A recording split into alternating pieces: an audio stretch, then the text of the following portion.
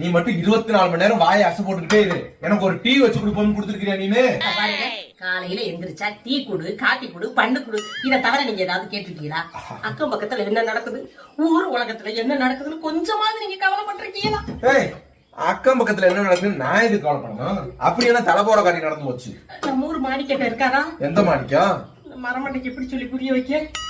ஏங்க நம்ம கல்யாணத்தன்னைக்கு உனக்கு போய் இப்படி ஒரு அழகான மாப்பிள்ளையான்னு சொன்னாரே, அவரா? அவரை மறக்க முடியுமா நம்மளால? என்ன போன் போட்டாரோ? இல்லங்க, அவர் பொண்டாட்டிய ஒரே அடி அடிச்சு கொண்டுட்டாரங்க. கொண்டுட்டாரா?